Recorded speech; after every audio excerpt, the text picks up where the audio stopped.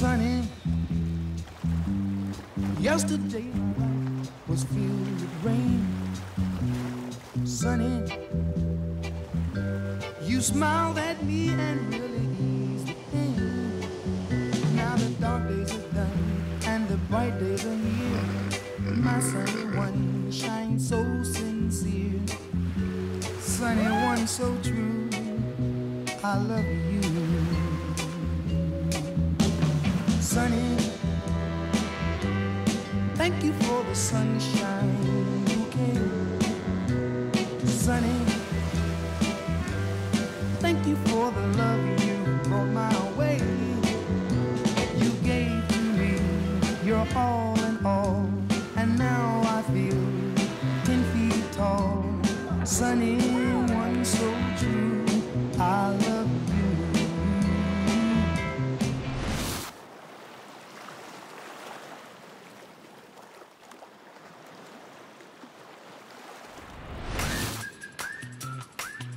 Bitte Sonnenhut auf und entspannt zurücklehnen. Sieht schräg aus, wird aber gut, versprochen. Denn wir reisen zu traumhaften Stränden, die Sie kennen sollten. Unser Startpunkt Usedom, halb deutsch, halb polnisch. Berlins Badewanne. Ach komm, ich mach's kurz. Quatsch, lang. 42 Kilometer Traumstrand.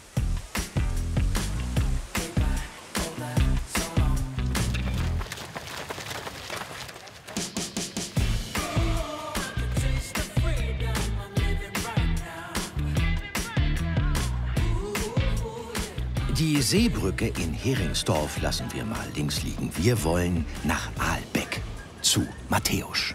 Letztes Mal eine Kollegin verloren Schlüssel und das war ein großes Problem. Schöne Grüße. Ja, kennt man ja. Muss schnell gehen, Schlüssel weg. Dabei willst du doch eigentlich nur eins. Lecker Fischbrötchen. 44 będzie bliżej morza.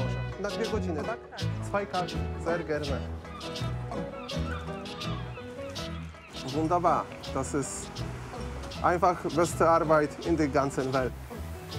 Ja, aber Traumstrände gibt's nicht nur auf Usedom. Bereit für unsere Auswahl? Dann los. Der Einfachheit halber sortiert nach ihrer Länge.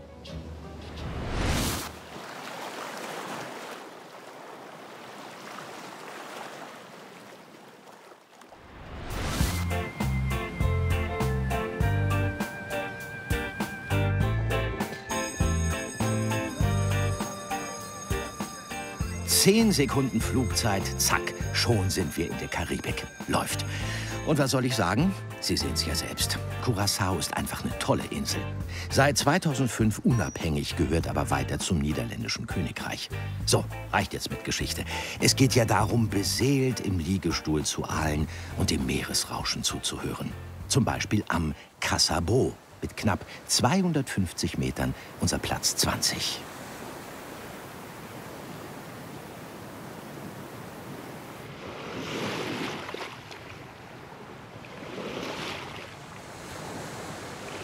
Manche denken vielleicht, nie gehört. Experten wissen, Casa Brô, Drehort für Kokoskugeln, Dieter Bohlens Superstar und für andere schräge Vögel. Bob zum Beispiel. Kennt auf Curaçao jeder. Genau wie seine Lebensretterin Odette. Die Tierärztin hat Bob bei sich aufgenommen. Seit er gegen ein Hotelfenster gekracht ist, kann der Pechvogel nicht mehr fliegen.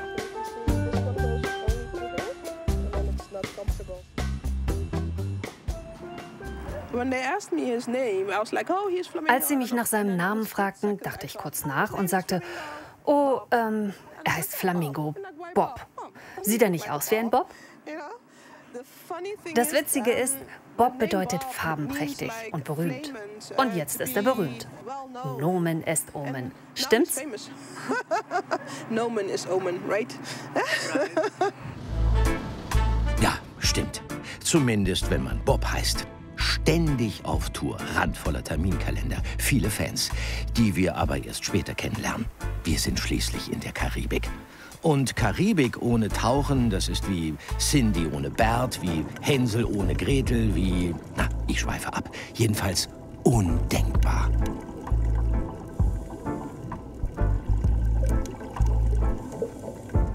Weil Fische so zappeln, suchen sie am besten nach Seeanemonen. Bisschen öde, aber ein dankbares Motiv für ihr erstes Plein-Eau-Painting.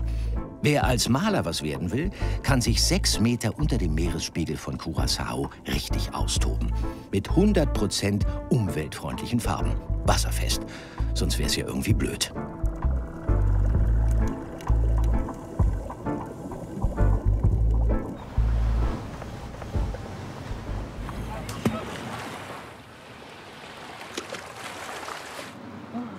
Zurück zu Bob, den Busy Bird von Curaçao. So nennt ihn Odette, weil Bob viel beschäftigt ist. Mit dem Besuch von Schulklassen zum Beispiel und Umweltschutz. Das ist doch bitter nötig, denn leider muss Odette immer wieder Plastik aus Wildtieren herausoperieren. Alles nur, weil wir Menschen die doofe Angewohnheit haben, unseren Müll überall liegen zu lassen. So wie diesen alten Drachen. Das ist Nylon. Das verschwindet nicht aus der Natur. Dann kommt so ein netter Flamingo wie Bob, verheddert sich darin und er kommt nicht mehr weg. Du kommst een vriendje, die ging hem helpen. Lekker zacht. Egal, wo er auftaucht, Bob schindet Eindruck. Plastik ist nicht gut für sie. Wenn sie sterben, ist das einfach nicht okay. Genau. Darum kann es sein, dass sie am Casabo oder ihrem Hotelstrand plötzlich unerwartet Besuch bekommen.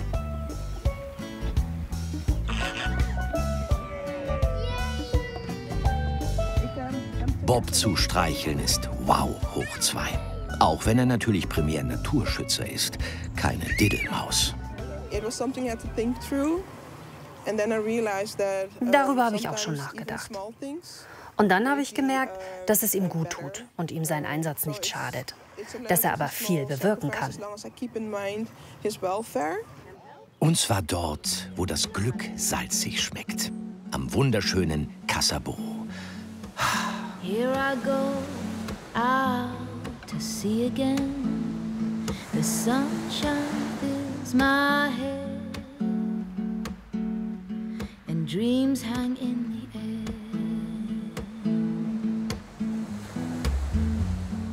goes in the sky and my blue eyes.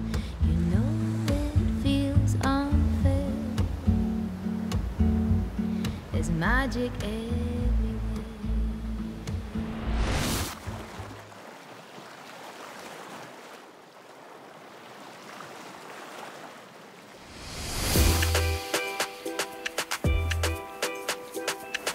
Gleich ums Eck die Bahamas. Nochmal Karibik. Dieses Mal britisch angehaucht. Staatsoberhaupt ist nach wie vor der König von England, wenn auch nur formell. Und wenn wir schon mal hier sind, sollten wir als erstes nach Nassau, die Inselhauptstadt. In der Bay Street am Hafen läuft alles zusammen. Sozusagen das Maschner Kreuz der Karibik. Viel Verkehr. Interessiert an unserem nächsten Traumstrand allerdings keine Sau.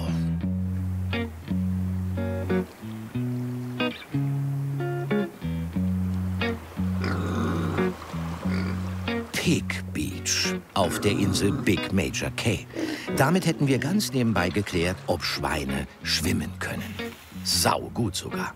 Reicht für Seepferdchen. Oder heißt das dann Seeschweinchen? Wie auch immer. Die Frage ist ja, wie kommen die dahin? Es kursieren hunderte Geschichten. Und die von White Nixon. Wir haben sie wegen Desert Storm hier ausgesetzt. Wir werden ja von den USA versorgt. Wenn es im Krieg gegen die ein Embargo gegeben hätte, wären wir abgeschnitten gewesen.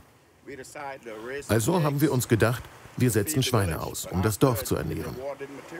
Aber als alles nicht so schlimm kam, haben wir beschlossen, sie nicht zu essen.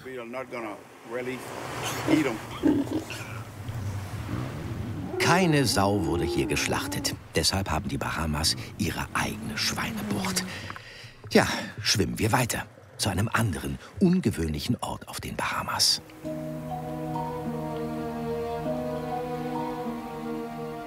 Das Dean's Blue Hole. Eines der tiefsten blauen Löcher der Welt. 202 Meter absolute Dunkelheit. Wem das zu aufregend ist, kann ja vom Strand aus erst mal zusehen. Beim Apnoe-Tauchen, griechisch für nicht atmen. Manche Freitaucher schaffen das bis zu 4 Minuten, so wie Jessie Lu aus China.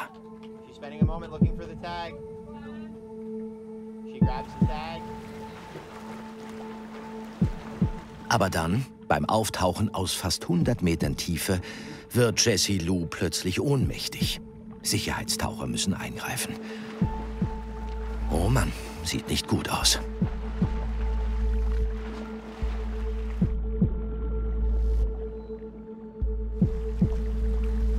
Puh, erst nach 4 Minuten Entwarnung.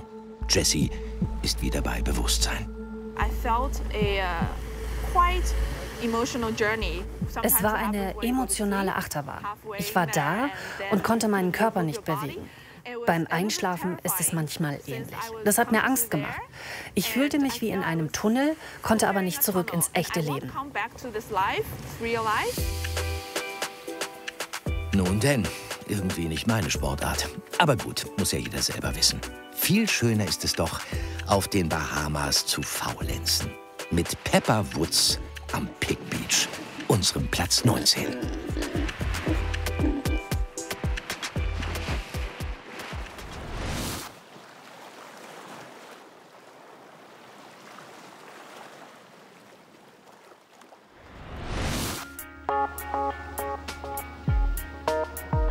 Unser nächster Strand hat Koh Phi Phi weltberühmt gemacht.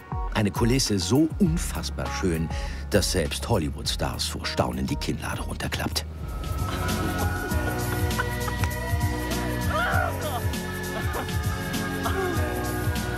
Oh, it's so fucking beautiful.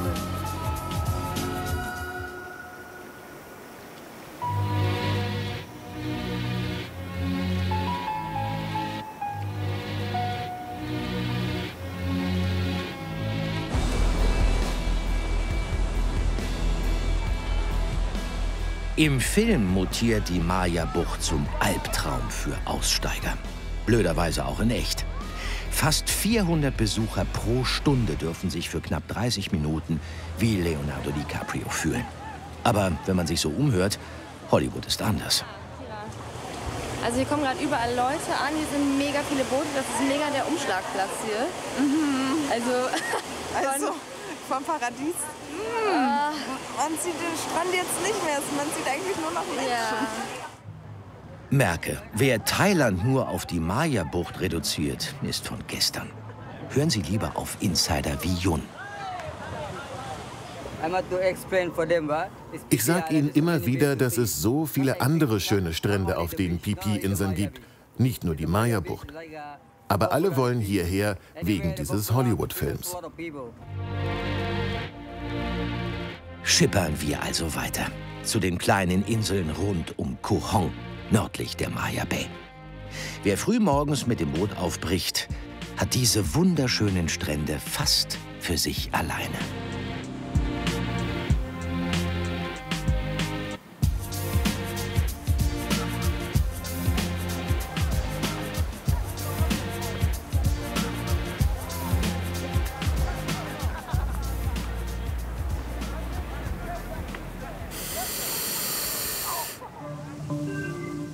Beim Strandhopping kann es gut sein, dass Sie William treffen. Teufelskerl. Lässt kein Abenteuer aus. Und mit Abenteuer meine ich die Smaragdhöhle auf der Insel Koh Mok. Man kann da drinnen nicht viel sehen. Ob es da Tiere gibt? Naja, manchmal sind da Affen oder Seeschlangen. Aber keine Sorge, die sind nicht gefährlich. Irgendwas ist ja immer. Seeschlangen, Stromausfall, keine Smaragde. Oder eben 80 Meter Dunkelheit. Aber dahinter flackert Licht. Und nein, es ist nicht das Bernsteinzimmer.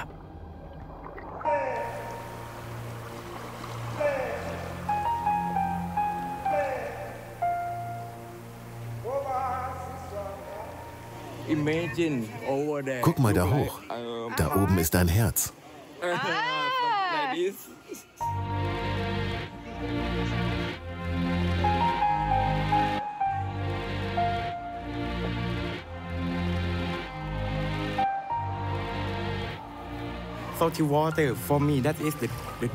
Das Meerwasser ist für mich wie Medizin. Wenn ich mich krank fühle oder nicht gut drauf bin, komme ich zurück, um zu schwimmen. Tauchen durch das Wasser. Das ist dann das Tollste für mich und ich fühle mich besser. Sie mögen keine Seeschlangen? Macht nichts.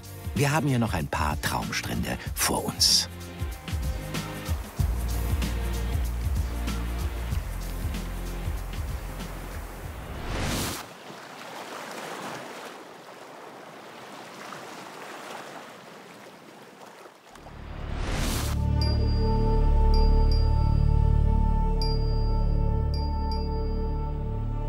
Erkaltete Lava, soweit das Auge reicht.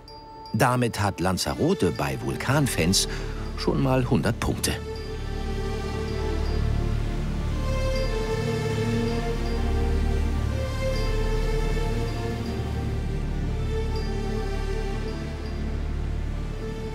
Baden an der Playa del Charco de los Clicos fällt leider flach. Es stinkt nach Schwefel.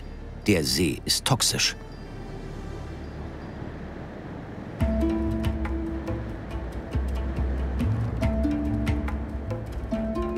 Dann eben mit dem Wüstenschiff in den Nationalpark Timanfaya. Wobei die Landschaft weniger an die Sahara als an den Mond erinnert. Prima Bedingungen, um zu trainieren. Für die nächste Mission zum Mond, vielleicht auch zum Mars. Also nicht zögern, wenn Sie unweit des Strandes auf Astronauten der ESA oder NASA treffen. Fragen Sie gezielt nach dem Fundstück des Tages. Das ist Olivin. Und Olivin ist ein Mineral, was sehr tief aus dem Boden kommt. Es kommt aus der Nähe des Erdmantels. Und die Geologen, die sind ganz scharf darauf, so einen ähnlichen Fund auf dem Mond zu machen. Weil anhand von solchen Proben können sie sehr viel über den Aufbau des Mondes dann aussagen. Guck an, Olivin, was man nicht alles lernt in dieser Sendung. Lassen wir die Astronauten weiterarbeiten, widmen wir uns stattdessen 2 spannenden Traditionen auf Lanzarote.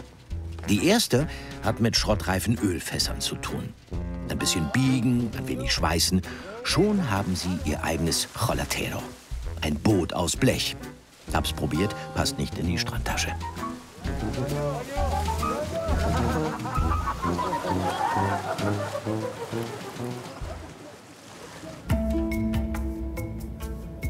Aber irgendwas müssen wir von Lanzarote ja mitbringen, womit wir bei Tradition 2 wären. Und in den Bergen von La Guerilla.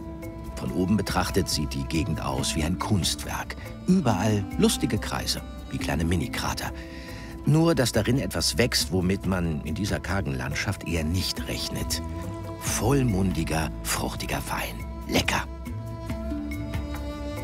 Schon Pedros Großvater wusste die Vulkanasche clever zu nutzen. Die Vulkanerde speichert die Feuchtigkeit und das Regenwasser das ganze Jahr über. Deshalb wachsen die Reben so gut. Und die Trauben sind so schön frisch.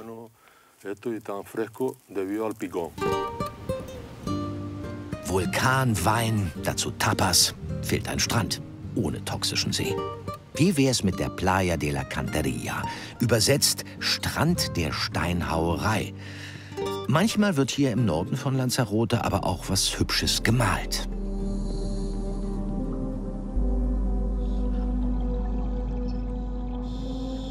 Der Strand als Leinwand, das Meer als Atelier. Museo Atlantico heißt dieses mystische Werk. Erschaffen vom britischen Unterwasserkünstler Jason de Care Taylor. Sein Thema: die Flüchtlinge aus Afrika. Wirklich beeindruckend. Die Kunst, die Astronauten, der Wein. Dabei wollten wir doch nur mal eben ans Meer.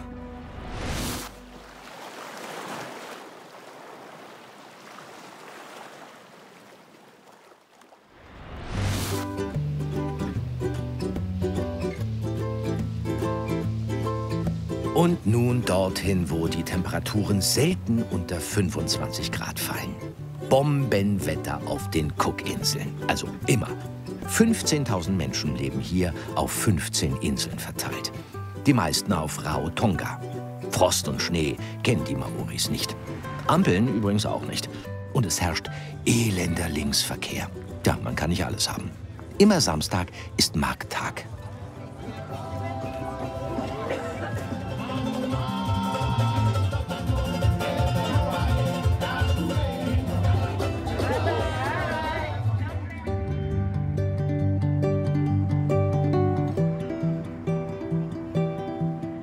Die Geschichte der Ureinwohner ist eine spannende Sache. Vor allem, wenn sie so farbenfroh präsentiert wird. Als 200 Meter langes Gemälde entlang der Ringstraße. Für Gonzalo ist es ein Ritterschlag, sich hier als Künstler zu verewigen.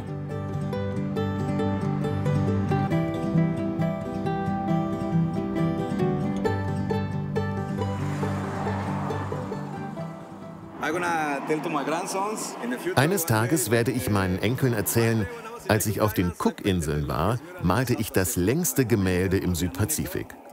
Das ist mir definitiv sehr wichtig. Und nun Segel setzen für One Foot Island. In the summertime, where the weather is high, you can stretch right up, you can almost touch the sky. When the weather is right, you've got one on your mind. Have a drink, have a drive, and go out and see what you can find.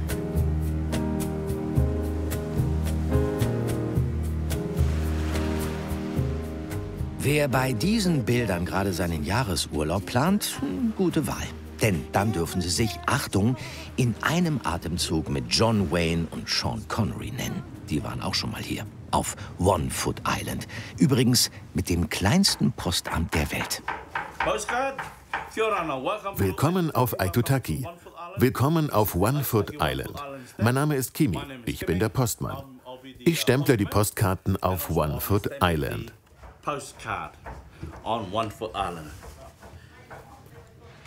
Nun bist du Einwohner von One Foot Island bis 15 Uhr. 15 Uhr? Ja, dann müssen wir uns ranhalten. Wobei, nach 30 Minuten hat man eigentlich schon alles gesehen. Heißt ja nicht umsonst One Foot Island.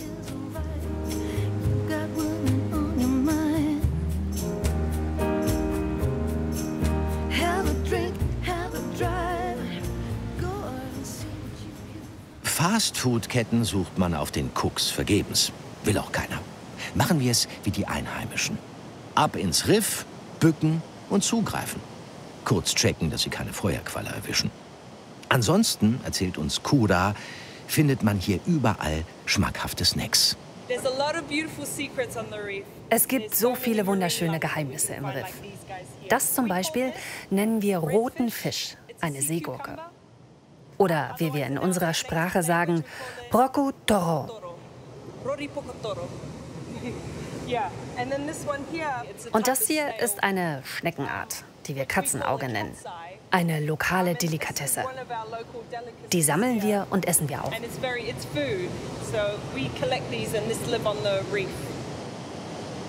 Schneckensalat mit Seegurke? Na, zum Glück gibt die polynesische Küche noch einiges mehr her.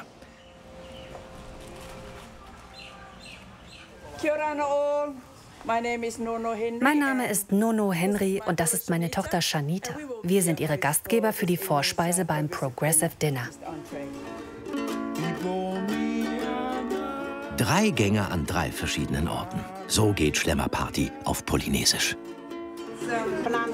Wir haben Bananensalat, Taro, Pfeilwurzeln, Papayasalat mit geraspelten Kokosnüssen. Auch Mama Kafu hat ordentlich aufgefahren. Matjes, Schnitzel, Pommes-Schranke? Nicht ganz. Das ist Chop Suey. Und das ist Curry Chicken. Das ist beides sehr beliebt bei uns auf der Insel.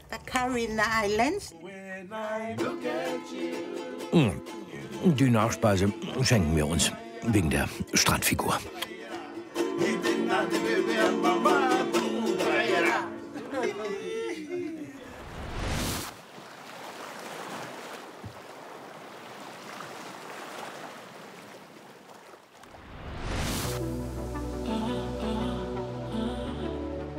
Eine Stadt, in der beides hervorragend geht. Strandurlaub und Städtetrip. Hallo Kapstadt. Always ends the same. When it was me and you. Every time I need somebody new. It's like deja vu.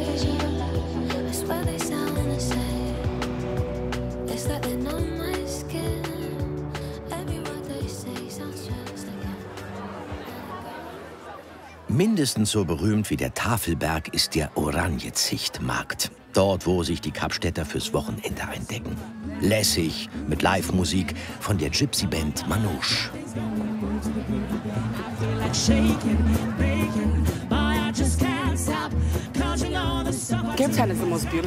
Kapstadt ist einfach die schönste Stadt. Es gibt hier alles. Schöne Menschen, tolle Landschaft, fantastisches Essen. Wir haben Weingüter, den Tafelberg und Townships. Kunst, Subkultur, alles, was du brauchst, liegt vor unserer Türschwelle.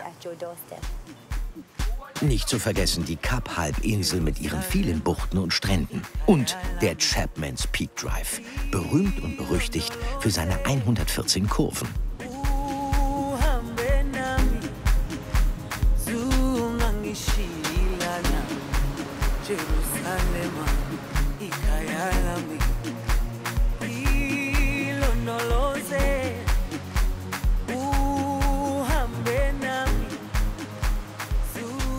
Wer Südafrikas schönste Küstenstraße unfallfrei schafft, sollte zur Erholung eine Pause einlegen.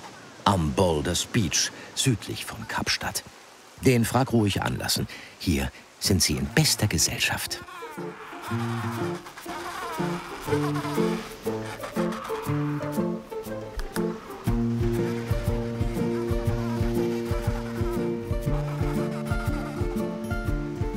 Mehr als 2000 afrikanische Brillenpinguine haben es sich am Boulders Beach bequem gemacht. Verschwommen? Nein. Ihre Vorfahren kamen schon vor hunderttausenden Jahren von Südamerika nach Afrika. Heute gibt es weltweit nur noch eine Handvoll solcher Strände, an denen Sie frei lebende Brillenpinguine beobachten können. Damit niemand der Kolonie zu nah aufs Gefieder rückt, wird sie streng geschützt von Menschen wie Dave.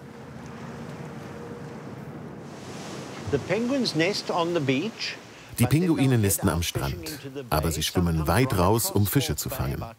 Durch die ganze False Bay, aber auch 20, 30 Meilen ins offene Meer. Pinguine sind wie Brieftauben. Du kannst sie 500 Meilen weit wegbringen. Sie finden immer wieder zurück. Erfreulicherweise gehen hier vor Simonstown auch die Giganten auf Tournee. Es wird gesungen, gehüpft und Liebe gemacht. Da sagt einer, Buckelwale hätten keinen Sinn für Romantik. Zur Paarungszeit, erzählt uns Dave, grunzen die Bullen mit bis zu 190 Dezibel. Das ist lauter als ein Presslufthammer. Allerdings erklingen ihre Hits nur unter Wasser. Dave war dabei, sozusagen Frontstage. Ich musste mir unbedingt ein Flugzeug mieten. Als wir dann Richtung Dustin Island flogen, konnten wir nicht glauben, was wir da sahen. Supergruppen von Walen. 5 oder 6 Gruppen. Alle dicht beieinander. Flossen schlugen, buchstäblich jede Sekunde sprang einer irgendwo. Unglaublich.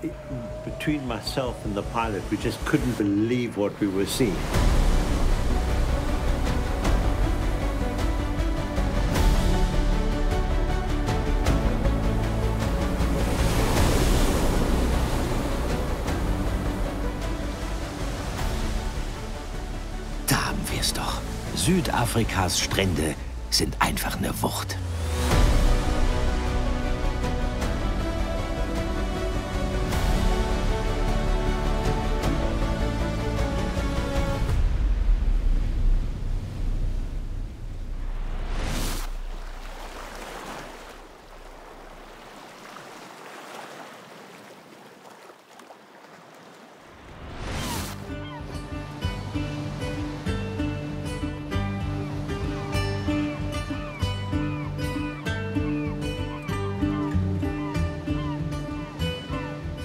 Jetzt denken Sie wahrscheinlich, ach, Palmen, noch ein Tropenstrand. Falsch.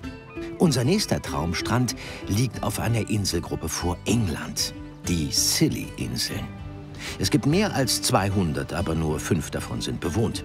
Und genau zwischen Tresco und Bryher liegt unser nächster toller Strand. Ist aber nicht immer da, sondern nur 2-mal im Jahr bei Springtide. Okay, genug Geheimniskrämerei. Es ist eine Sandbank. Aber das lassen wir gelten, weil es dort wirklich schön ist. Wo es sonst nasse Füße gibt, kann jetzt ein Verkaufsstand hin. Zum Beispiel der von Amanda und ihrer Familie.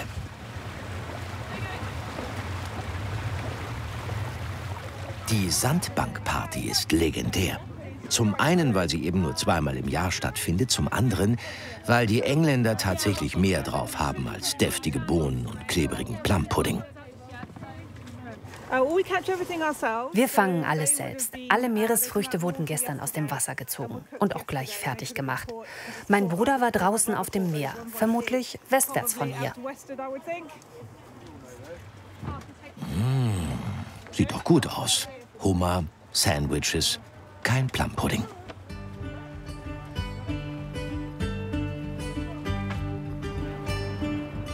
Das mit dem leckeren Essen hat sich offenbar rumgesprochen. Sobald Bryher und Tresco mit der Sandbank verbunden sind, kommen sie alle. Zum Warmwerden probieren sie Hollys Spezialdrink. Just making a lobster Bloody Mary. What's the difference between a lobster Bloody Mary and a Bloody Mary? It's got lobster in it, essentially. Sounds fancy. So you've got... Du brauchst Tomatensaft, Wodka, ein bisschen Tabasco, Worcestersoße und als geschmackliche Krönung einen kleinen Hummerstick. Klingt, fancy.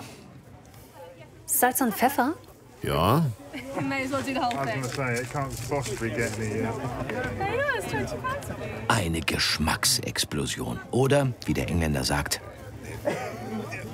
Take a little getting used to. Gewöhnungsbedürftig. Yeah, for sure. Mit anderen Worten, schmeckt nach Umkleide. Dann streichen wir das mit dem Tomatensaft und dem Hummer. Dafür stimmt das Drumherum. Man kennt sich.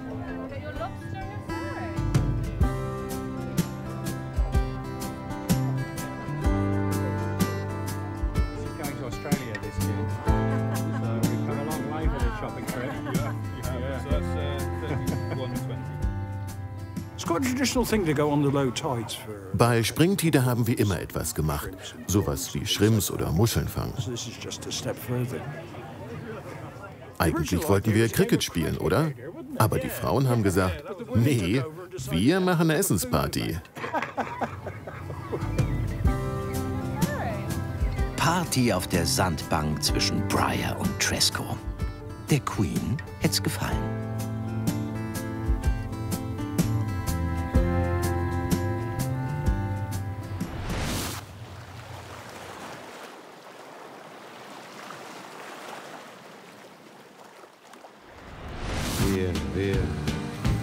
Vieni via di qui. Niente più ti lega questi luoghi. Kurzer Zwischenstopp in Rom. Immer eine Reise wert. Vatikan, Spanische Treppe, der Trevi-Brunnen. Ja, nur nichts zum Baden. Was für ein Hundeleben. Es sei denn, man schwingt sich auf den Roller oder die Vespa und fährt raus aus der Stadt nach Bow Beach. Das St. Peter-Ording Italiens. Für Bruno, Krümel und Paula. Paola, dolce Paola, in un mio sogno mi son permesso. Seien Sie gewiss, Ihr Hund wird es lieben. Denn die Erfinder des Bow Beach haben wirklich an alles gedacht. Hinter der Düne links eine Beachbar mit Schmackofatz und Wurstwasser. Gleich daneben ein Hundespa, damit das Fell nicht so juckt.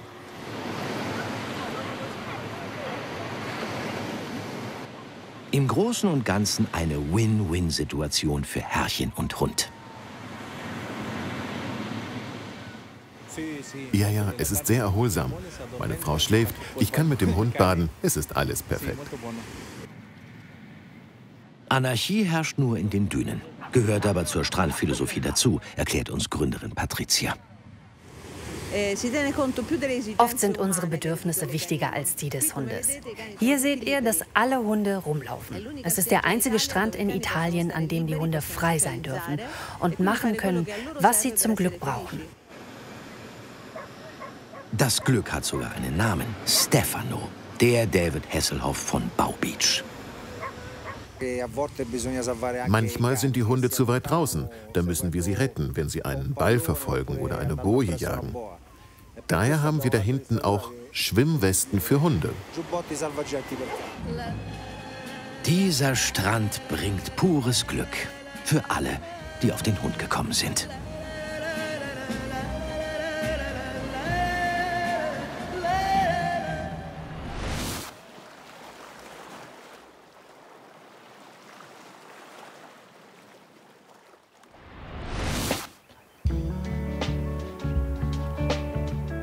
Playa de Ses Irtes. Sagt Ihnen nichts? Tja, das liegt vermutlich daran, dass Ibiza ihrer Schwesterinsel noch immer die Show stiehlt. Dabei hat Formentera Erstklassiges zu bieten. Da wäre zunächst einmal den besten Paella-Lieferdienst im gesamten Mittelmeerraum. Na, wo bleibt er denn?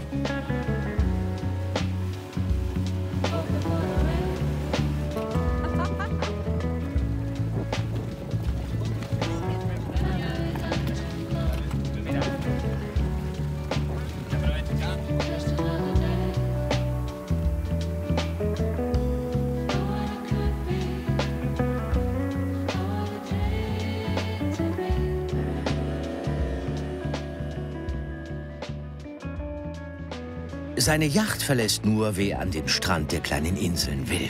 Dabei ist es ziemlich wurscht, ob sie nun Il Etes oder Iletes sagen. Der Strand ist Königsklasse. Nicht umsonst wurde er bereits zum schönsten Strand Europas gekürt. So, aber nun das Aber. Denn leider hat Ricard als Rettungsschwimmer mehr zu tun, als ihm lieb ist. Wenn das Meer ruhig ist und du auf die andere Insel Espalmador läufst, dann vielleicht eine Stunde drüben bleibst und wieder zurück willst, können sich die Bedingungen komplett verändert haben. Der Wind kann gedreht haben, die Strömung kann plötzlich sehr stark sein. Du könntest ertrinken. Das passiert leider jedes Jahr und deswegen ist es verboten, rüber zu laufen. Hält sich nur leider nicht jeder dran und riskiert dummerweise so sein Leben. Und wo wir schon mal beim Thema sind, sogar Formentera hat eine Lebensversicherung. Abgeschlossen vor mehr als 100.000 Jahren. Von oben sieht man die allerdings nicht. Dafür müssen wir raus aufs Mittelmeer mit Ivan Moreno, Caruela.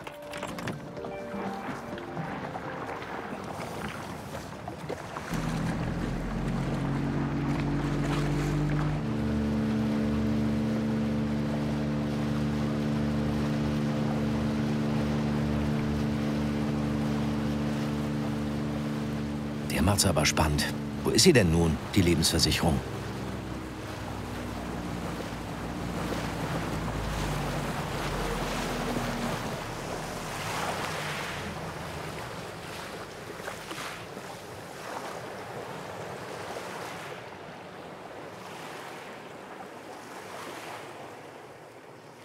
Alles okay. Ich sehe keinen Anker im Seegras.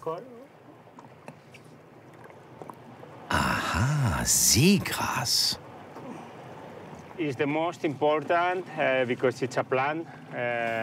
Das Neptungras ist das Wichtigste, was wir haben.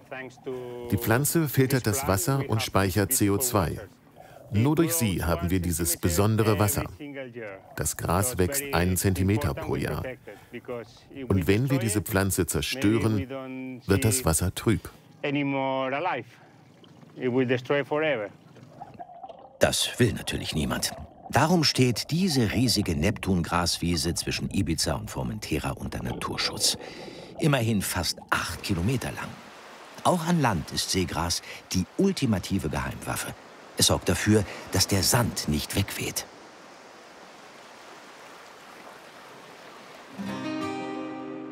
Zur Insel Espalmador rüberlaufen geht ja leider nicht. Da haben Nathalie und ihre Freunde einen entscheidenden Vorteil. presa y la alumbras. Y esos ojitos me miran a mí. Saciar tu avaricia.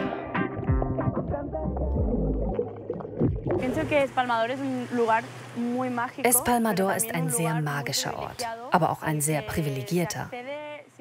Man kann nur hierher, wenn man ein Boot hat oder für eine Fahrt bezahlt.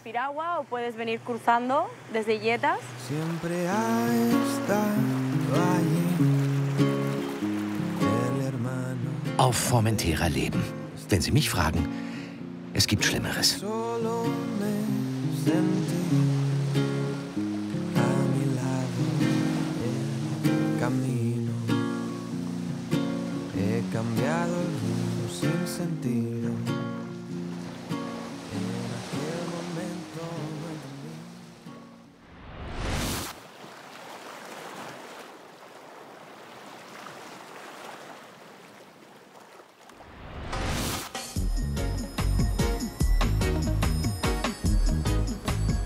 Natürlich können Sie auf Sint Maarten ganz langweilig am Strand rumliegen, aber karibische Entspannung hatten wir ja schon. Und überhaupt ist die Insel, die zum Königreich der Niederlande gehört, eher für Adrenalin bekannt.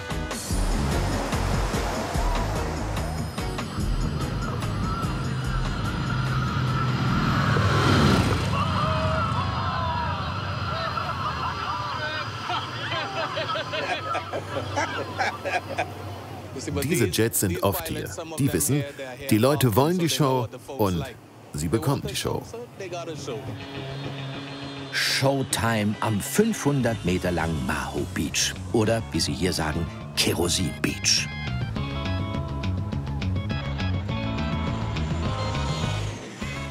Wie heißt es immer so schön? Verkehrsgünstig gelegen. Bei Maho Beach wäre das direkt neben einem internationalen Flughafen.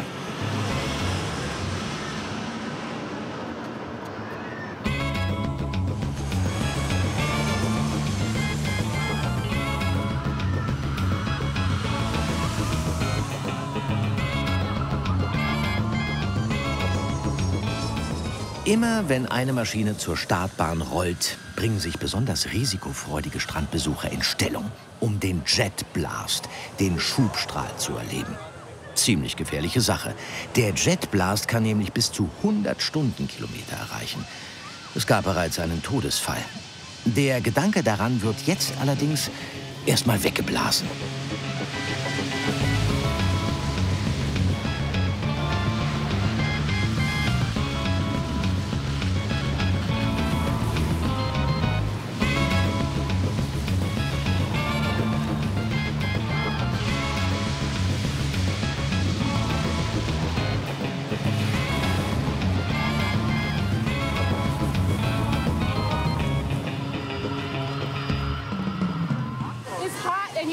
Es ist die Hitze, es ist der Druck.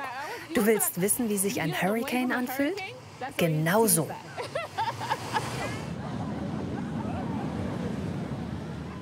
Hurricane statt Hängematte. Glaubt Ihnen keiner, wenn Sie es nicht fotografieren. Unseren wohl spektakulärsten Strand in dieser Sendung. Maho Beach.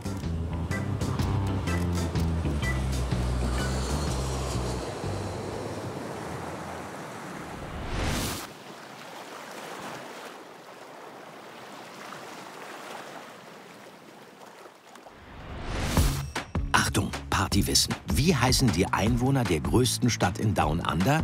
Sydney Cider. Klingt wie Apfelwein, den bekommen Sie allerdings in Hessen. In Sydney reitet man Wellen.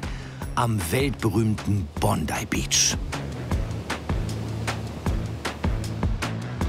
Surfern klopft bei diesem Anblick das Herz.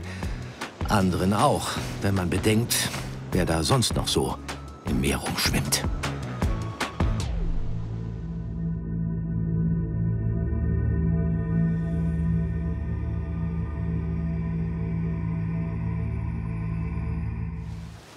Nur wenn es vor Haien wimmelt, wird Bondi Beach geschlossen.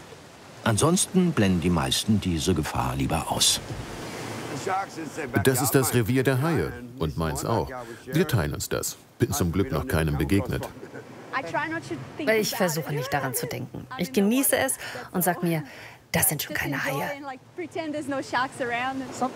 Manchmal hat man das im Hinterkopf, aber wir stehen ja nicht auf der Speisekarte der Haie. Ich fühle mich sicher. Zumindest, wenn der Hai gut gefrühstückt hat. Hin und wieder aber verwechseln Haie Surfer mit fetten Robben und schnappen zu. Dave ist das auch passiert. Nach Feierabend geht er noch eine Runde surfen, als plötzlich ein 3 Meter langer Hai angreift. Heute ist der Tag, an dem ich sterbe, dachte ich. Unter Wasser habe ich dann an meine Familie gedacht und mir gesagt, nein, nicht heute. Ich habe mich vom Grund wieder hochgedrückt. Als ich dann an meinem Arm heruntergeschaut habe, da hing der Unterarmmuskel wie ein Fetzen herunter. Ich habe meinen blanken Knochen gesehen. Überall war Blut. Und ich dachte, es stimmt also, was man in Filmen sieht. Das Wasser färbt sich rot. Dave überlebt. Ein echter Survivor. Das Tattoo überdeckt seine Narben. Noch im Krankenhaus hat Dave eine Idee. Den Bite Club. Ein Verein, in dem wirklich niemand gerne Mitglied werden möchte. Er hilft Opfern von Haiattacken und deren Familien. Denn über das Erlebte zu sprechen, ist sehr befreiend.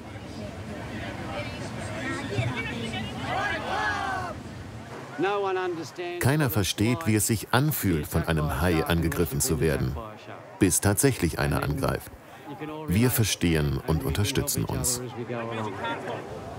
Dass ein Hai zuschnappt, kommt extrem selten vor. In ganz Australien schätzungsweise 20 Mal im Jahr. Und weil Surfen nun mal in der DNA der Australier liegt, surfen die meisten Mitglieder des Bite Clubs weiter. Am berühmten Bondi Beach.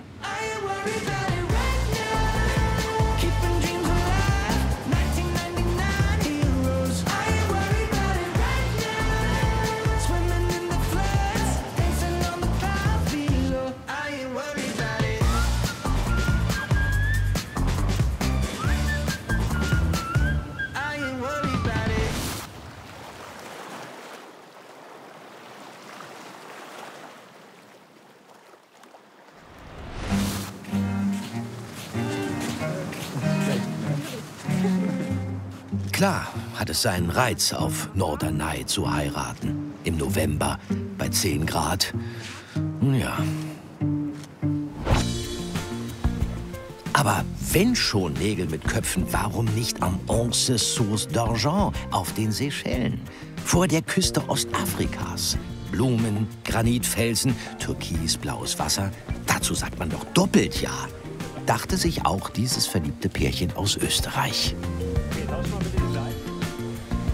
Die erste Hochzeit, wir wollten einfach, dass es was Besonderes ist. Wir wollten einfach weg und irgendwo hin, wo wir einfach alleine sind. Einfach auch wegen dem Meer. Ich finde, es gibt keinen schöneren Ort. Und ich bereue es nicht. Also ich würde es immer wieder so machen. Immer wieder? Na, das könnte teuer werden. Es sei denn, die Ehe erreicht am Ende so ein biblisches Alter wie das der Seychellen-Riesenschildkröte. Ungefähr 200 Jahre. Und wenn man 1 und 1 zusammenzählt, schleicht die Seychellen-Riesenschildkröte tatsächlich nur hier auf den Seychellen herum. Dank vieler fleißiger Naturschützer wie Aaron Gleason sind es mittlerweile wieder mehr als 2000.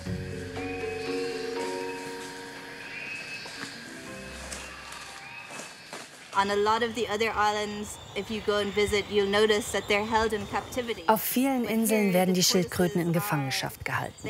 Aber hier laufen sie frei umher. Das ist wirklich großartig, diese Tiere hier auf der Insel zu haben.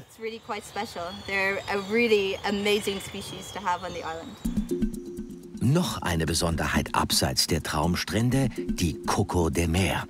Die kommt nicht aus dem Meer, wie Seefahrer einst glaubten, sondern wächst hier an den Hängen und Tälern des Nationalpark Vallée de Mai. Sie kann bis zu 25 Kilo schwer werden und gilt als größter Pflanzensamen der Welt. Darum Zeitung besser zu Hause lesen, nicht unter der Palme. So, und jetzt der Hammer. Jede einzelne Nuss ist mehrere 100 € wert. Geld, das zum Teil zurück in den Naturschutz fließt. Nur ausgewählte Parkranger dürfen sie ernten.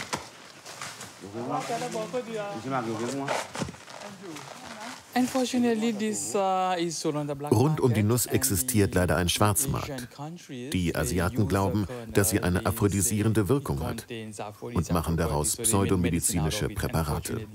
Potenzmittel wie aus dem Horn der Nashörner. Aber wissenschaftlich ist die Wirkung nicht bewiesen. Also mal ehrlich, warum Asiaten so auf Potenzmittel abfahren, mag sich doch bildlich niemand vorstellen. Halten wir also fest. Die Coco de Mer ist heiß begehrt und das Fruchtfleisch eine satte Vitaminbombe. Zum Anstoßen nach dem Ja-Wort tut es aber auch eine stinknormale Kokosnuss. Schmeckt lecker und die Arme werden nicht so schwer.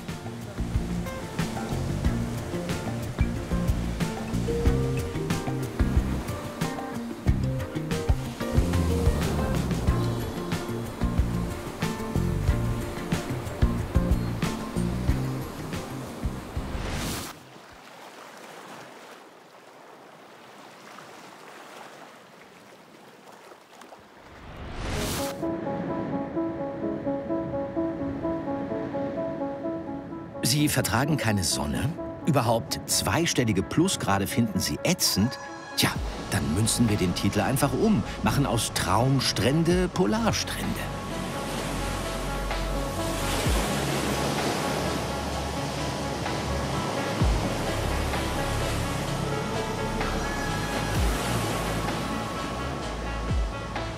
Zwei Dinge, die Sie hier definitiv zu Hause lassen können. Ihre Kühlbox und Ihre Flipflops. Denn Ynstad-Stranden auf den Lofoten ist das Traumziel für Arctic-Surfer. Diejenigen, die bei Minusgraden den ganz besonderen Kick suchen. Olaf Kieland ist dafür extra sogar vom norwegischen Festland auf die Lofoten gezogen. It is a bit hardcore, you know. I've been surfing around the world. Es ist schon hart. Ich war überall auf der Welt surfen, meistens dort, wo es warm ist. Aber hier lernst du die Wellen viel mehr zu schätzen. Du frierst mehr, du musst viel mehr dafür geben. Alles ist ein bisschen tougher. Das hat der Olaf ja vornehm ausgedrückt. Im Klartext heißt das, es ist arschkalt. Aber Arctic-Surfer sind ja nicht doof. Die wissen sich zu helfen. Mit einem 6 mm dicken Neoprenanzug. Der Vorteil ist, es gibt hier weniger gute Surfer und damit für jeden mehr Wellen.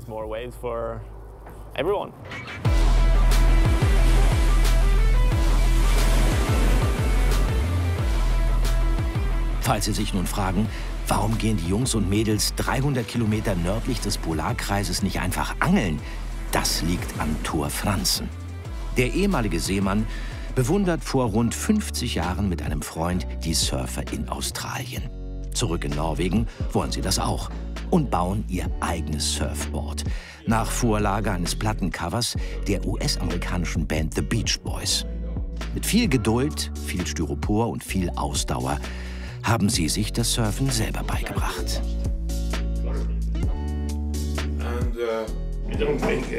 Wir hatten überhaupt nicht an eine Leine gedacht.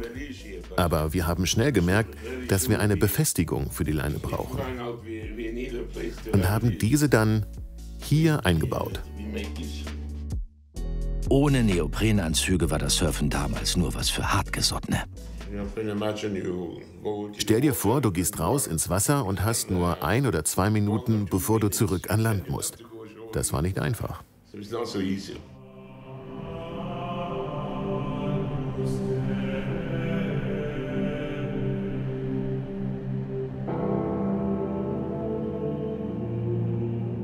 Meistens sieht es in Ynstad so aus. Kein Einwohner weit und breit. Na gut, einer. Einer von 15.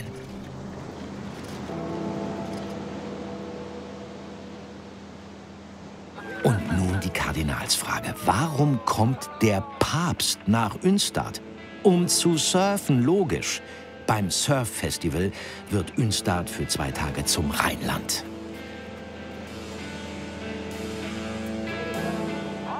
Und da kommt noch einer. Er will auf dieselbe Welle.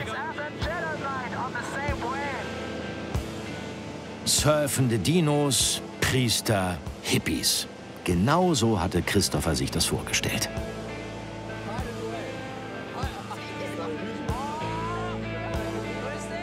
Wer ist das? Es ist Megabär.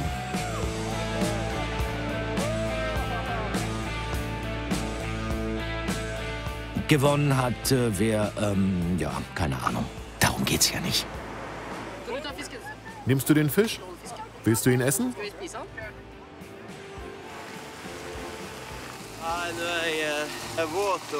Jetzt bin ich nass, friere, hab Hunger und bin sehr zufrieden, wie alles gelaufen ist.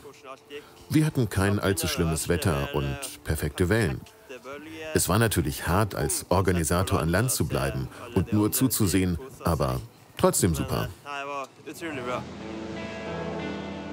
Ünstad Stranden. Ein Traumstrand, wo Surfen wirklich verdammt cool ist.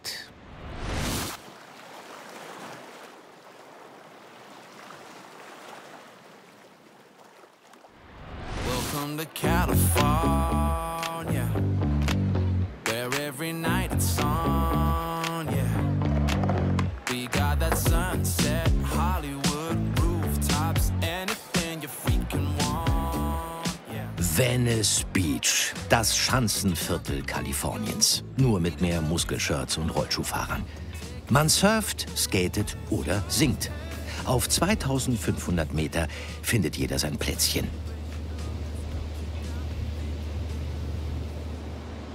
Andreas Honigschmidt aus Bayern braucht etwas mehr Platz.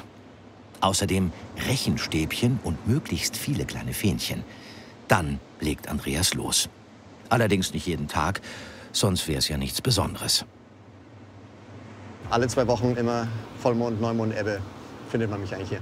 Mathematik war schon immer eigentlich meine Sache. Geometrische Rätsel, Puzzle hat mich fasziniert. Eher etwas, wo man wirklich sagen kann, wow, das ist präzise, das ist exakt, das hat immer etwas für mich bedeutet. Das kommt dabei raus, wenn man in Mathe aufpasst. Irgendwann lebt man im sonnigen Venice Beach, Kalifornien, und malt 6 Stunden lang riesige Mandalas. Ich habe die Strandkunst online gesehen und durch Zufall habe ich dann den Künstler auch kennengelernt in San Francisco, der die gemacht hat. Und hat sofort gesagt, was, du bist bereit, um 4 Uhr morgens aufzustehen, an den Strand zu gehen? Bist der Einzigste hier? Komm mit. Das ist etwas Magisches. Wenn man sozusagen dem einmal verfallen ist, dann, wenn man einen Strand sieht oder eine schöne große Fläche, denkt man sich, ja, was kann man damit machen? In weniger als 2 Stunden ist Andreas Werk wieder futsch. Dann kommt die Flut. Schade eigentlich. Zumal es auch bei Ebbe selten lange so schön bleibt wie jetzt. Verrückte Leute, die dann ihre eigene Kunst dazufügen, denen kann man nichts verbieten. Kinder, die rumlaufen und es gibt nichts Schöneres, als einfach nur die Linien irgendwie zu verwischen.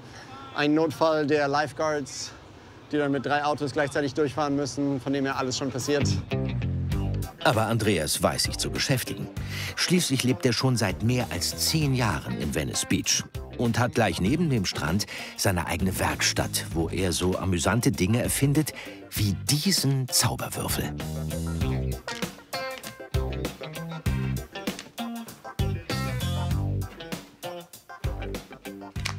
Das Besondere, den kann man komplett invertieren, auf sich stülpen. Das heißt, man kann einen Würfel, roten Würfel in einen blauen Rhomben-Dodekaeder verwandeln. Es gibt über 100 verschiedene Möglichkeiten. Die schönsten davon sind klassisch das Dreieck in Gelb, das Dreieck in Grün, den Stern und alles geht wieder zurück in den Würfel. Na, alles gemerkt? Von seiner pfiffigen Idee bis zum fertigen Würfel hat es 6 Jahre gedauert. Das war nicht ganz so lustig, auch weil Bekannte und Freunde Andreas anfangs nur belächeln. Aber Spinner sind Winner, zumindest in Venice Beach. Das Spinnen hat sich ausgezahlt. Wir haben für 2022 3 Millionen Würfel verkauft. Hut ab. Darauf ein Käffchen auf der eigenen Dachterrasse. Tja, wer will da nach Bayern, wenn der Strand vor der Haustür liegt? Kreative Leute treffen sich hier. Verrückte Spinner, Leute, die gerne das Leben genießen, die Balance zwischen Sonne, Strand und Lifestyle. Und in so einer Gruppe sich wiederzufinden, das inspiriert. Also diesen Platz in Venice, den möchte ich, wenn möglich, mein Leben nicht aufgeben. Für mich als verrückter Spinner, es gibt keinen schöneren Platz. Schöne Grüße an alle Spinner. Vielleicht denken Sie mal über einen Zweitwohnsitz nach. Die beste Adresse heißt Venice Beach.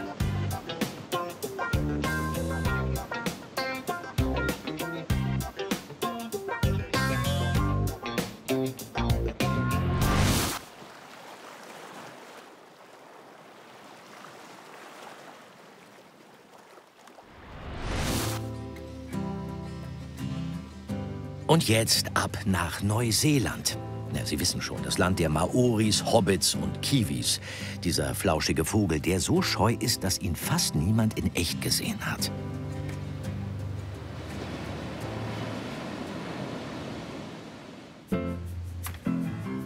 Aber Neuseeland hat noch eine Attraktion, für die wir auf die Südinsel fahren, auf die Coromandel-Halbinsel. Schaufel nicht vergessen, für unseren nächsten Traumstrand, den Hot Water Beach. Wie der Name schon sagt, hat der Hot Water Beach seine eigene Wärmepumpe.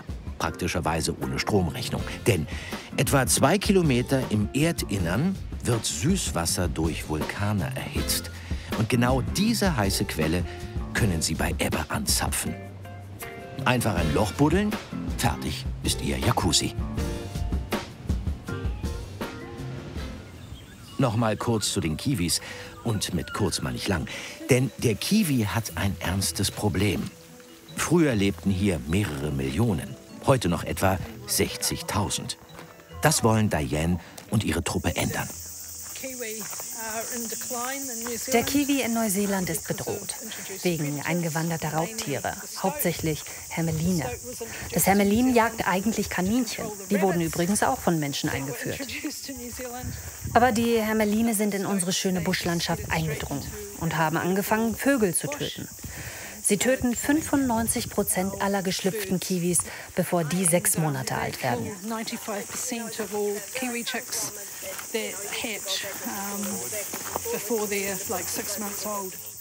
Wir Neuseeländer nennen uns Kiwis. Es wäre also ziemlich schlimm, wenn wir unseren Nationalvogel aussterben lassen.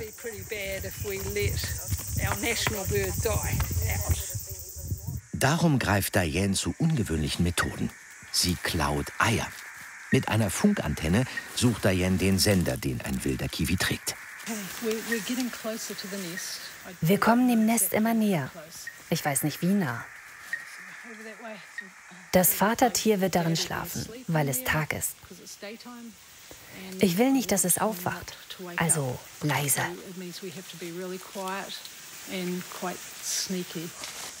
Okay, verstanden. Papa schläft, Mama sucht Nahrung. Und Diane muss tief in den Bau gelangen. Schließlich gelingt es ihr, den seltenen Schatz zu heben.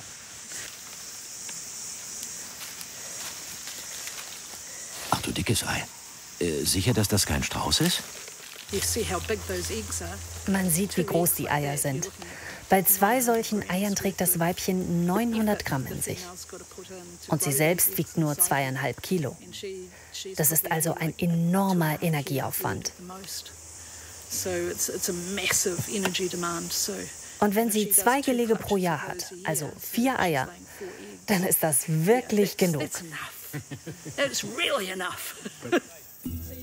Mittlerweile hat Diane so hunderten Küken vermutlich ihr Leben gerettet. Denn in freier Natur haben sie nur eine 5%ige Überlebenschance. Wegen der Hermeline. Na, Sie wissen schon. Hier im, sagen wir mal, Kükenknast liegt die Chance bei immerhin 65%. Hermeline müssen draußen bleiben. Die Eier dürfen in Ruhe reifen und Dianes Kollegin Helen sagt zwischendurch immer wieder mal Hallo.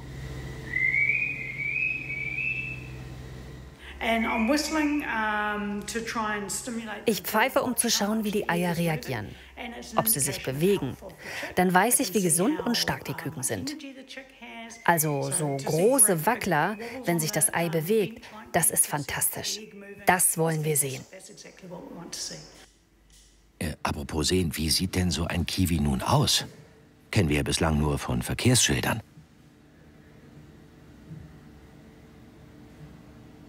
Aha, och, süß. Und so flauschig. Hübsches Kerlchen. Kurz wiegen Sieht gut aus. Ich habe viele Küken großgezogen. Aber einen Erfolg sehe ich nie als selbstverständlich an. Für mich ist es immer etwas ganz Besonderes, ihnen zu helfen.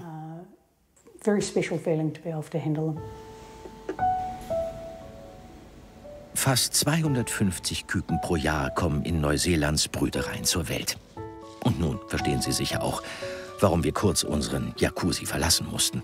Um dabei zu sein, wie niedliche Kiwis ausgewildert werden. In ein umzäuntes Gebiet, ohne Hermeline. Bevor wir zu sentimental werden, ab zum nächsten Strand.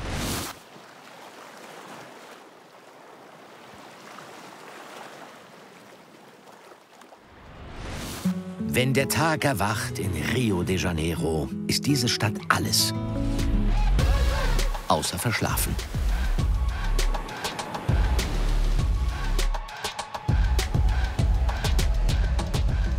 Um 7 Uhr morgens jagt Marina Cavallo bereits ihren Puls ans Limit, wenn möglich täglich. Ihr Fitnessstudio heißt Copacabana. Der Strand vor der Tür, der Tag ist schön, die Menschen auch, und so ist es Teil unserer Kultur. Rio liebt Frühsport am Strand und jeder soll ihn haben dürfen. Kostenlose Hanteln und Gewichte für alle, samt Aussicht. Auch Yoga wird gesponsert. Zum gesunden Körper gehört eben auch ein gesunder Geist.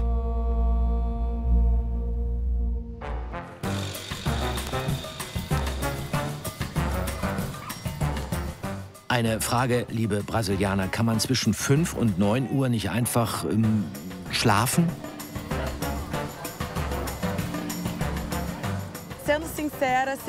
Wenn man ehrlich ist, gehört es zu unserer Kultur, sich zu pflegen, fit zu sein. Es geht so weit, dass es seltsam ist, wenn du gar nichts tust. Der Körper ist uns wichtig, aber es geht vor allem um die Gesundheit.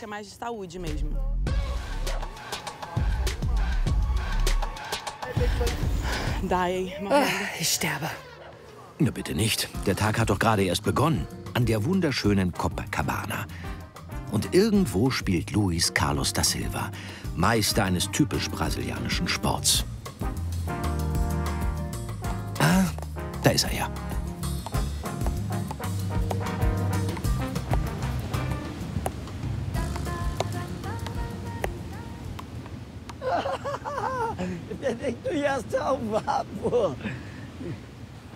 Da hinten gab es eine Favela. Da habe ich gewohnt.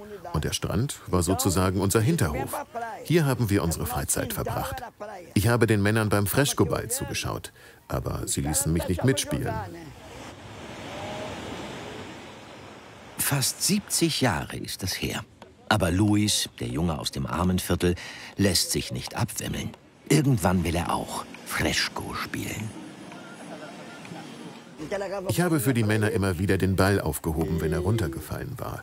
So haben sie sich langsam an mich gewöhnt und mich irgendwann mitspielen lassen. Luis wird nicht nur einer von ihnen. Er wird der Beste. Gewinnt Meisterschaften in Brasilien, Mexiko und Spanien und reist als Botschafter des Fresco bis nach Japan. Selbst heute mit 75 Jahren hat Luis Fans. Das kann nicht jeder von sich behaupten. Luis ist eine Legende im Frescoball.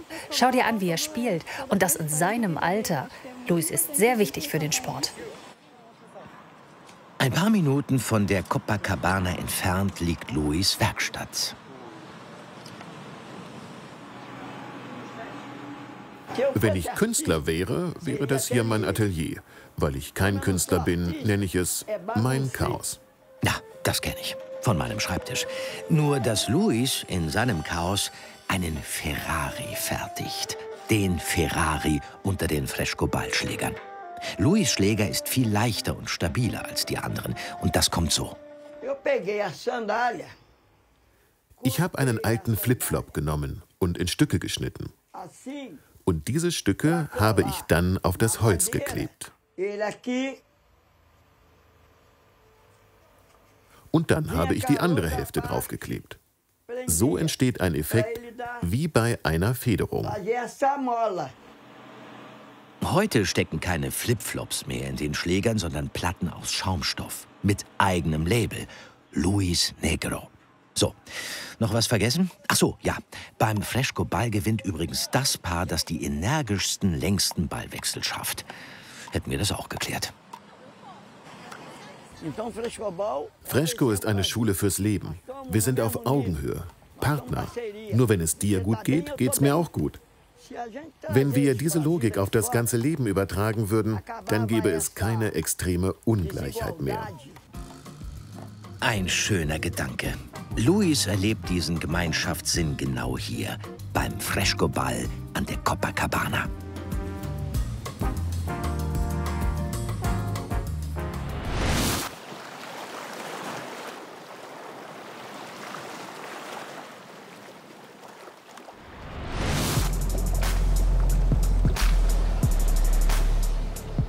Im Nationalpark Vatnajökull dürfen Sie Ihren Bikini und Ihre Badehose anlassen. Allerdings wären Sie wahrscheinlich die Einzigen, denn es ist frisch im Land von Feuer, Wasser und ewigem Eis.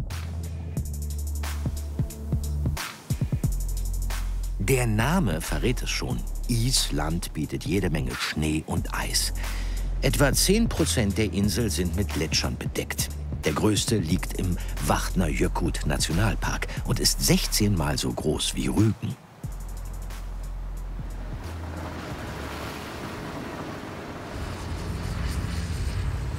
Seid ihr bereit für ein Abenteuer?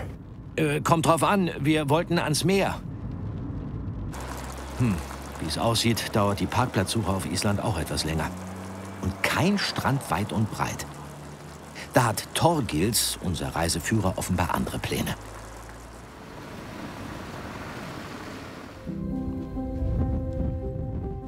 Da vorne beginnt der Gletscher. Aha, ich sag ja, besser keine Badehose. Dafür ist es in dieser gigantischen Gletscherhöhle einfach zu kalt.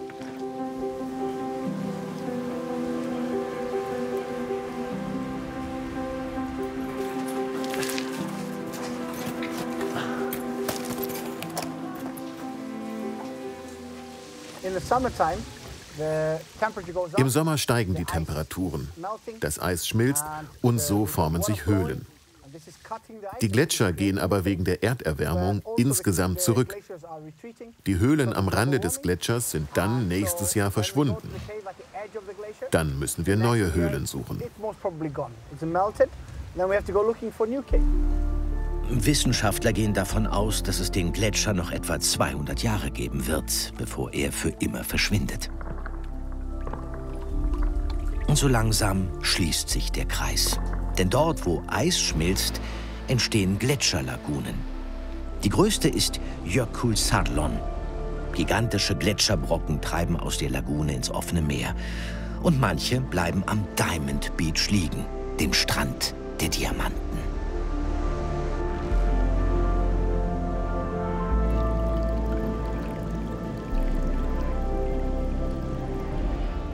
In Wahrheit heißt der Diamond Beach Breiðamannskursandur.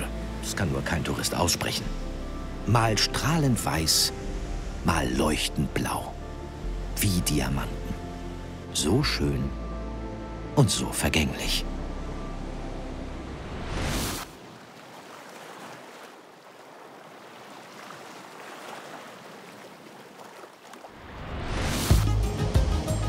Genug gefroren, einmal Sonne tanken bitte, an der Algarve.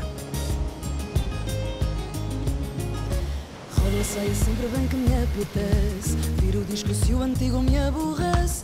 Bato com o tamanco, o meu nanca e mexe. E diz que o fado não se dança, até parece. Saio desta roda se bem me apetece. Diz que o vira não mexe, ainda se aborrece. Manca que manca, meu nanca e mexe. Ai não que não dança, até parece. Eine typische Stadt für die Algarve ist Lagos. Wer gemütlich umherläuft, wird überrascht sein. Auch Portugiesen kleben gerne. Jetzt nicht auf Straßen und Flughäfen, sondern auf Fassaden und Gebäuden. Fliesenkunst eben.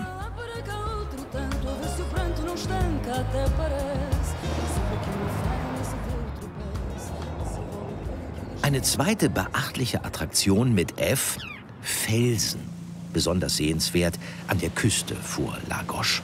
Mit ein bisschen Glück erwischen Sie bei Ihrer Bootstour auch so einen extrem kreativen Bootsführer wie André. Kannst du das Boot da drüben erkennen? Das ist die Titanic und der Eisberg.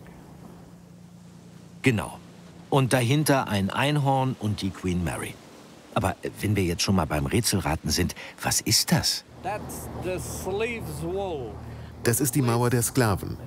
Dort legten die Schiffe an. Und dann kam man ins Gefängnis oder wurde auf dem Sklavenmarkt verkauft. Es lohnt sich, in die lange Geschichte der Algarve einzutauchen. Römer, Mauren, Seefahrer, da gäbe es viel zu erzählen. Ja, und anschließend Ärger mit den Tagesthemen. Außerdem hätten wir keine Zeit mehr für die Praia da Falesia, östlich von Lagos. Quero destino que eu não creia no destino. E o meu fado é nem ter fado nenhum. Cantá-lo bem, sem sequer o ter sentido. Senti-lo como ninguém, mas não ter sentido algum. Helgoländer werden sich heimisch fühlen. Nur, dass die roten Klippen aus Lehm sind, nicht aus Buntsandstein. Können Sie sich 6 Kilometer Klippe für Klippe ansehen.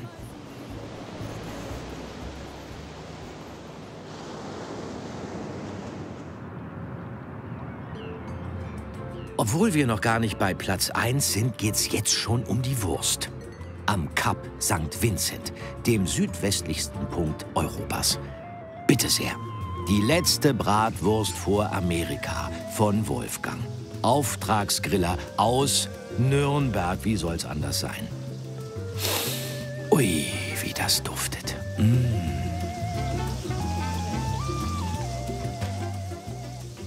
Wir waren mit meiner Frau mit dem Wohnmobil vor 30 Jahren hier. Und ich bin Fischveganer. Das heißt, ich esse keinerlei Fisch, keine Meeresfrüchte.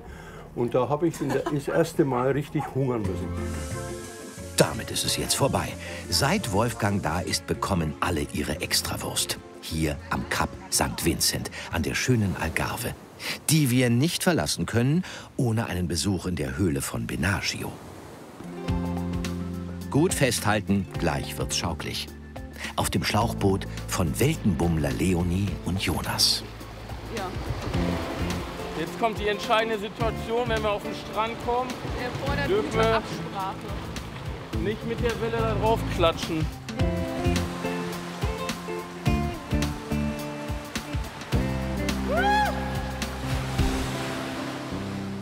Geschafft. Mehr Traumstrand geht nun wirklich nicht. Ja, total aufregend. Meine Finger zittern schon richtig. Ich hätte nicht gedacht, dass das wirklich so krass ist. Das ist ein Riesengewölbe mit einem großen Loch drin. Das ist echt ein unglaubliches Gefühl, hier zu stehen. Und ist einfach überwältigend.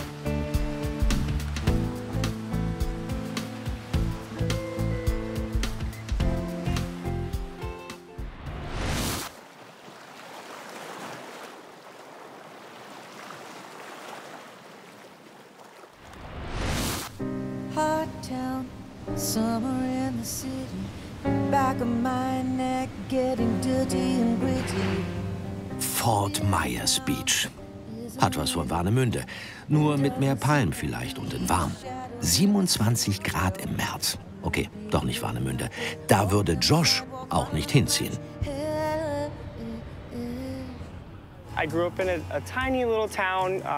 Ich bin in einer winzigen Stadt aufgewachsen, 1,5 Stunden von Boston, Massachusetts entfernt.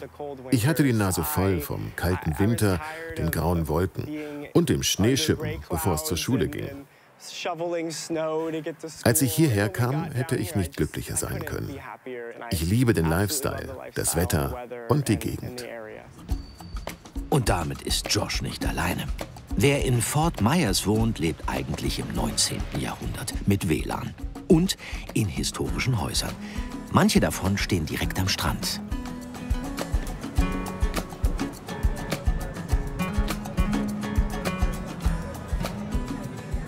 Ich bin hier hingezogen, weil ich nah am Strand wohnen wollte. Ich brauche nur 15 Minuten hierher. Ich sage immer, ich wohne 15 Minuten vom Paradies entfernt.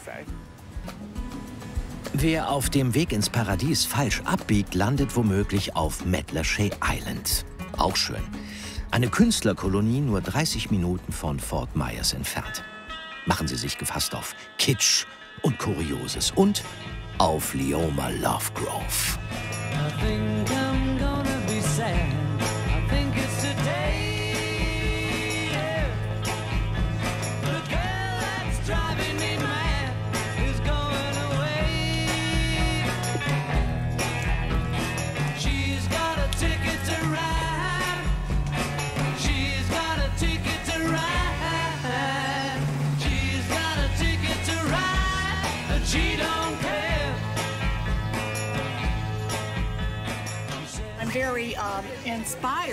Der Garten inspiriert mich sehr. Und Florida. Jeden Tag scheint die Sonne. Was Tolles für einen Künstler, weil wir so gerne dem Licht folgen. Wir Impressionisten bringen ja immer alles durcheinander. Aber das Chaos hat eine Methode. Ich liebe es. Ich male jeden Tag schon um 3 Uhr morgens. Dann ist es ruhig und niemand ist da. Tagsüber ist Leomas Hütte fast immer voll. Und die Künstlerin in Plauderlaune. Dann erfahren Touristen alles über ihre Liebe zu den Beatles und wo ihre Bilder sonst noch so hängen. Im Rockefeller Center in New York zum Beispiel und im Weißen Haus in Washington.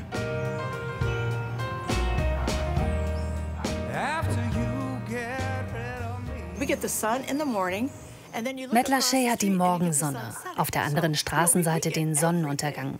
Hier kriegst du alles. Und bei dem ganzen Licht, der Natur, den Pelikanen, den Delfinen und Seekühen hier auf der Insel Matlashay, wer würde da nicht malen wollen? I need to laugh, and when the sun is out, I've got something I can laugh about. I feel good in a special way. I'm in love and it's a sunny day. Da ist unsere Sendung fast rum und wir haben noch keine Muschel gesammelt? Auf Sanibel Island, auch bei Fort Myers, haben sie die Qual der Wahl. Fast 400 verschiedene Arten werden hier angespült. Darum liegt auch niemand auf der Liege, erklärt uns Lee Gay, Meeresbiologin. Alle machen den Sanibel Stoop. Der Sanibel Stoop ist sowas wie eine Tanzbewegung. Du willst ganz nah sein und machst das, um eine Muschel zu suchen. Ziemlich einfach. Der Einfachheit halber, nach welcher Muschel genau muss man hier suchen? Das ist eine meiner Lieblingsmuscheln. Sie heißt Florida Prickly Cockle. Sie ist etwas stachelig an den Seiten, aber die Innenseite sieht aus wie ein Sonnenuntergang. Sehr schön.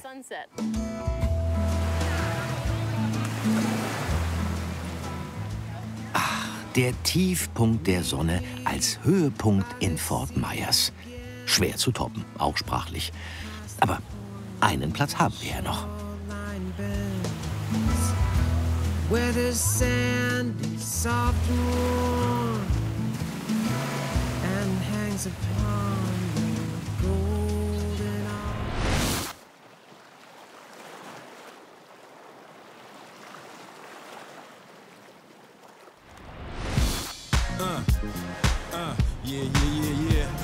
Miami, South Beach, bringing the heat. Machen wir den Sack zu.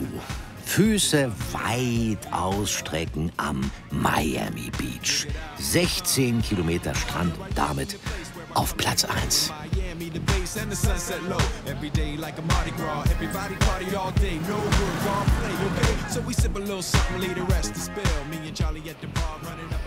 Das hier ist das Paradies. Alles geht in Miami Beach. Das ist der Lifestyle hier, Miami so zu leben zwischen den Mädchen, den Autos und dem Geld, dem Meer. Alles hier ist fantastisch.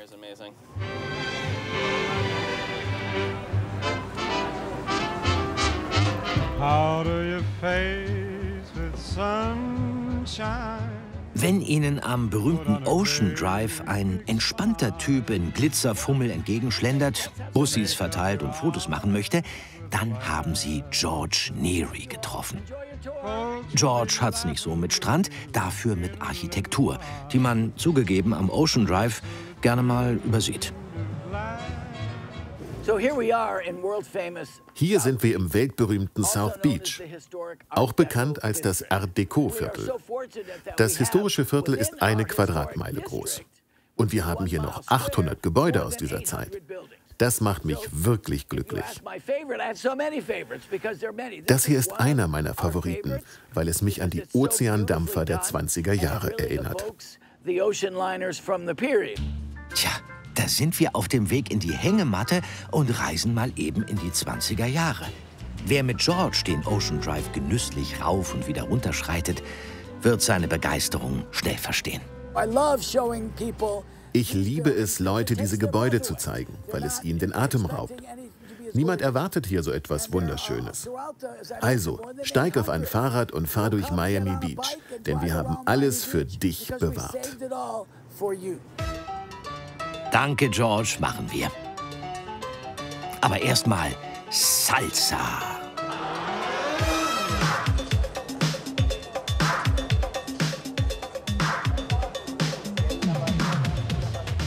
Wer Little Havana verpasst, war nicht in Miami. Lassen Sie sich das von einer waschechten Kubanerin wie Robin Webb sagen. Es ist so spirituell und voller Leben. Und es ist eine einzigartige Nachbarschaft. Wir ermutigen jeden, der nach Miami kommt, geh mal einen Tag runter vom Strand. Komm in das echte Miami. Mit Robin an ihrer Seite können Sie nichts falsch machen. Als Gästeführerin kennt sie in Little Havana fast jeden. Roberto zum Beispiel, der nach der Revolution Kuba verließ und die Cohiba mitbrachte. Danach zeigt Robin ihnen die angesagtesten Bars und Cafés rund um die Calle Ocho.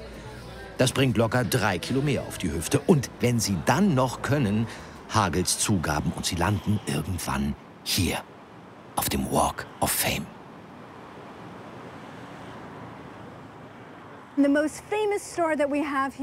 berühmteste Star, den wir hier haben, ist Celia Cruz, die Königin des Salsa. Wir verehren sie alle. Und alle kennen vermutlich dieses Lied. Guantanamera, Guajira, Guantanamera. Terrible voice, but she was a wonderful singer. Noch 1 oder 2 Mojito für den Stimmungspegel. Sobald es Nacht wird am Miami Beach, zeigt sich der Ocean Drive so, wie ihn 99% der Menschen hier kennen. Laut, schrill, mit luftiger Oberbekleidung.